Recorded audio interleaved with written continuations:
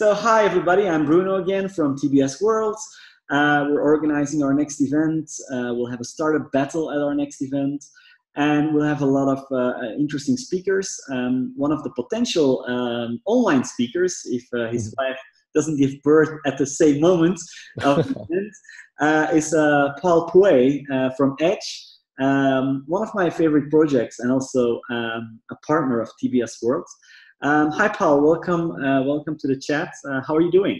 Doing well, Bruno. Thanks so much for having me. Glad to be on here. Thank you. Happy to share any information you might have or be interested in on Edge and the general ecosystem of crypto. Awesome. So, Paul, for our viewers, let's go to the basics and let's explain what is Edge. Got it. So Edge is a multi-asset wallet and security platform for dApps. So one of the main things that we solve is key management.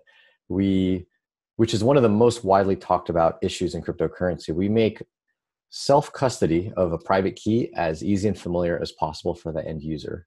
And with that, we built a multi-asset wallet that allows people to hold their own crypto, buy, sell, trade it, effectively being a non-custodial exchange built into the palm of your hand, on a mobile device. And it both holds crypto using a non-custodial architecture for encrypting and backing up the private keys, but it also accesses multiple different exchanges to allow people to buy crypto and go exchange crypto to crypto all from within the app. So reducing the security issues of holding your money in an exchange and giving you much better kind of autonomy and privacy. Okay, so basically making crypto more accessible for the average Joe.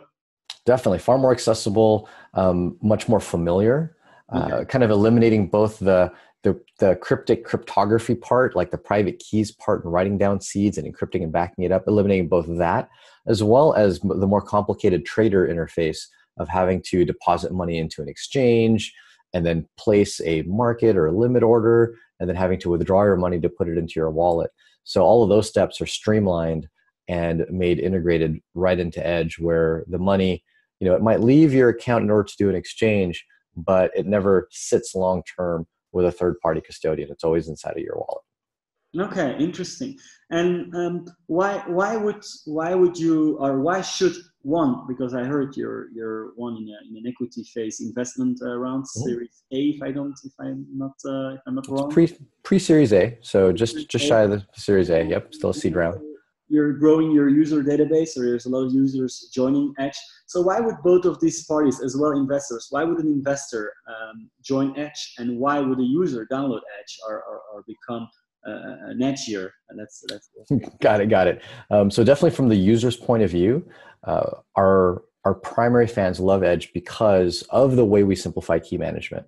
If you want to get into crypto and you don't want to deal with two of the biggest reasons why people lose crypto, right? We try to solve. One of the biggest reasons is they simply screw up managing the private key. They lose it, they put it in a bad place, someone else can see it. So self-custody is a hard thing, right? It's not something we've ever had to do where data suddenly equals money. And with Edge, users get a private key that they control, but it's automatically encrypted and backed up so that they are covered against their own mistakes. Okay. And there's even password recovery capability, password reminders, two-factor authentication built right in. And so that's, from a user point of view, one of the things that we do to help save people from lost crypto. And then on the other side of that kind of same equation is the fact that people lose a lot of crypto because they leave it on an exchange. And they do that because for two reasons. Number one, an exchange usually feels very familiar. It feels just like your bank account, a PayPal, like creating an account with your email and password. It feels very familiar, and so people gravitate to that. As well, the biggest use case of crypto right now is people buying and selling and trading crypto. So hence they're leaving it on an exchange so that they could buy, sell, and trade. So we're solving that in the sense that people can leave their crypto inside of a wallet that they control, where keys are owned by them, encrypted and backed up, but they can still be able to buy, sell, and trade all from within the mobile app Edge. Okay. So from a viewpoint of why should a user use it, they get the kind of automatic and simplified security, avoid having to leave your money on an exchange, and still get a lot of the functionality of an exchange. As a matter of fact, we implement multiple or integrate multiple crypto to crypto exchanges inside of our apps, such as Shapeshift, Changely, Change Now, Fast, and soon we'll have two others. And we're the only solution that will actually not let you, it'll automatically do it for you. It will price hunt across all of the different exchanges to get you the best price for the currency pair that you're trying to swap between and for the volume that you're trying to ask for. So, if you've got a small amount, you want to trade $5, it'll find the exchange that'll let you do that small amount. If you're looking for a large amount, $5, $10, $20,000, it'll find the exchange that can accommodate that volume as best as it could. And then it'll find the best price. Okay. So all of that is just an awesome package for kind of your average Joe, consumer user, not necessarily built for the high frequency trader necessarily. We're trying to appeal to the 99 percentile of users, not the kind of 1 percentile traders with the charts and the EMA graphs that they want on a trader's interface, just the people that want to acquire crypto as an investment or for use. So that answers one of your questions, I think. Correct. I was about to ask the second part of my question. Yeah, and so why should investors invest? Well, in the crypto world, a lot of people are excited about various projects, but there's not a clear monetization strategy. And obviously, for investors, they want to see a company that has a roadmap to be able to add value. And this is exactly what I just talked about with the exchange services inside of our app. Is how we add value. Is the fact that every time someone does an exchange, it goes through one of our partners, but we get a revenue share of that. And that's our monetization strategy. And the beauty of what we're doing is, in our space, being a wallet that doesn't deal with any of the regulatory burden, banking relationships, we're effectively just software. We call ourselves a glorified browser to access those services. They're the ones that do the KYC if needed.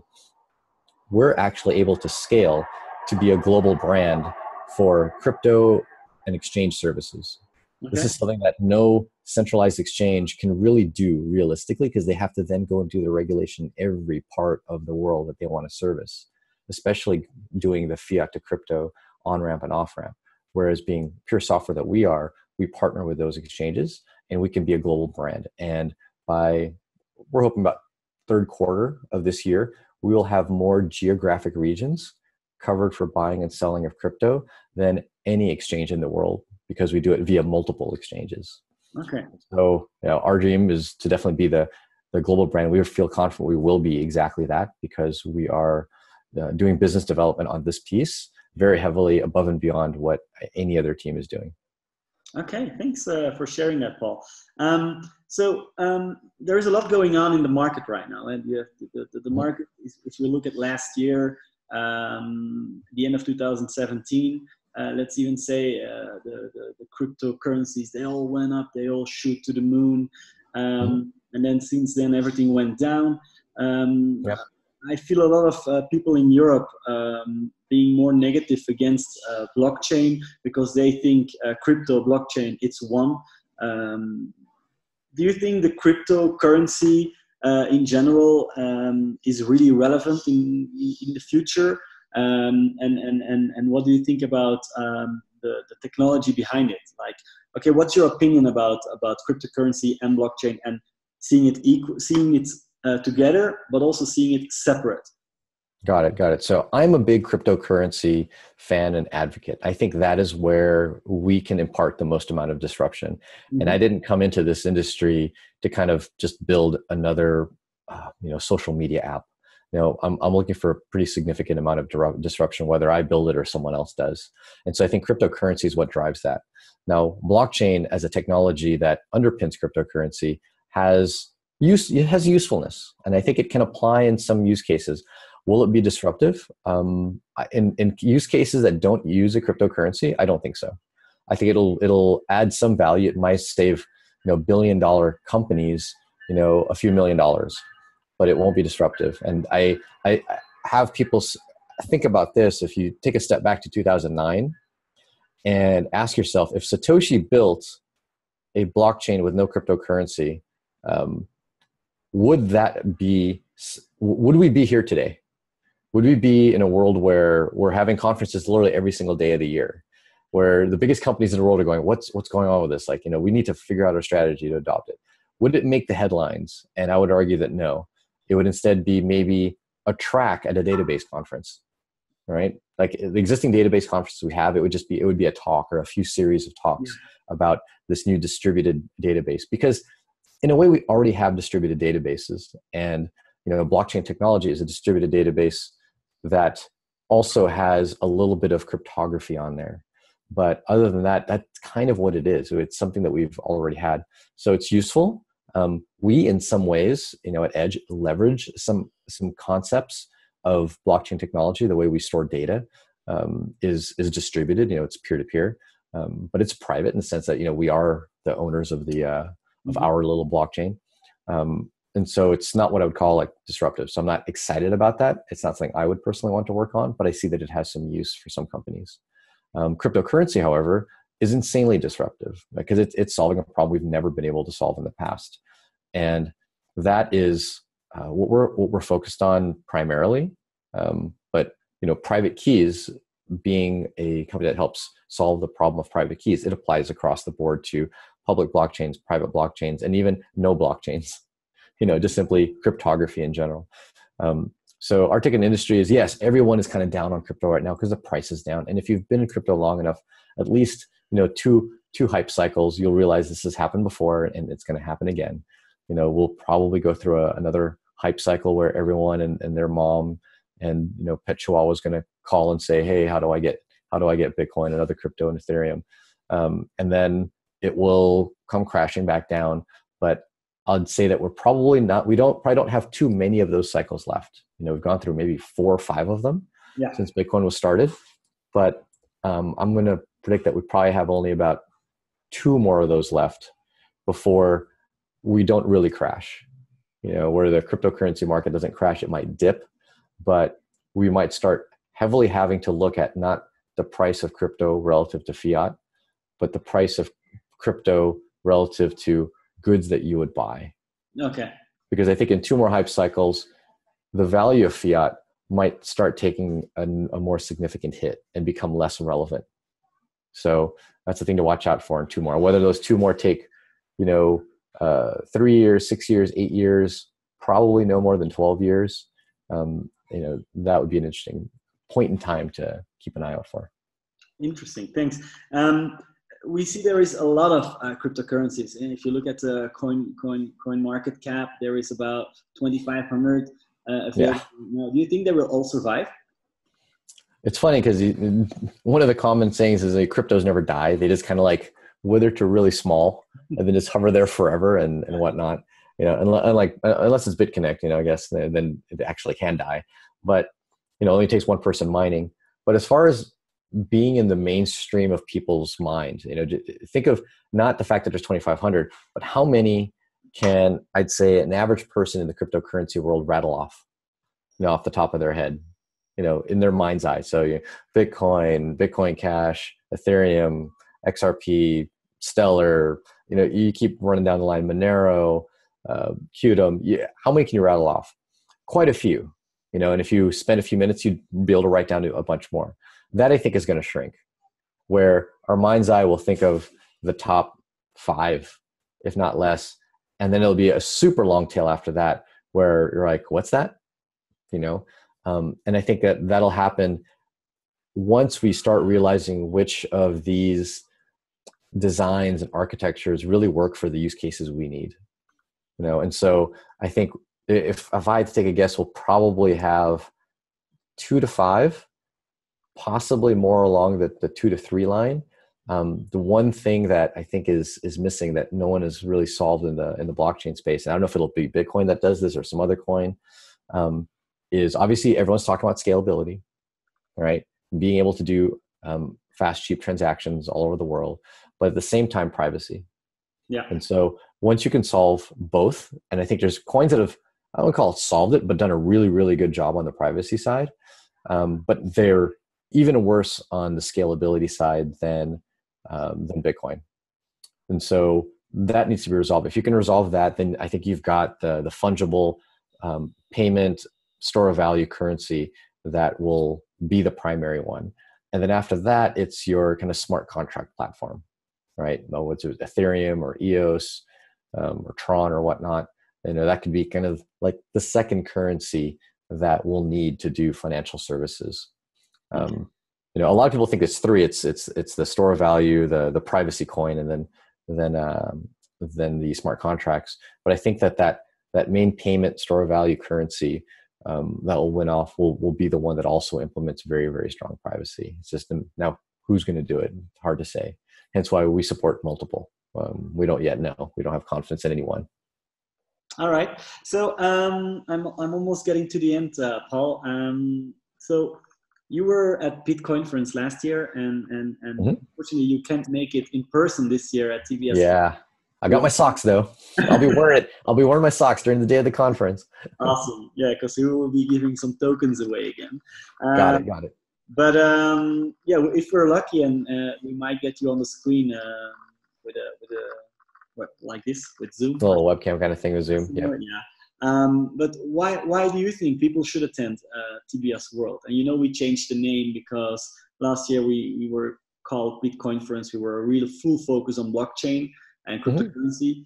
We changed the name to TBS World. We're keeping Bitcoinference as the after party, which will be focused on blockchain and cryptocurrency. But the day event will go a bit broader. We're also implementing artificial intelligence, chatbots. So we're opening up for other startups to join in this growing tech industry. But for you, why would people have to attend TBS World in Brussels? Got it. So this is kind of a generally true statement of the industry as a whole. I think that people, if you have any interest in the tech space, like obviously if you're a baker and whatnot, maybe it isn't as relevant to you, but with any interest in the tech space, attending really allows you to connect with the people in the industry. And if there's anything that I've noticed about conferences, especially Bitcoinference and TBS World, is that so much more is gathered when you are able to talk with people one-on-one in the hallways versus what you see and what you read.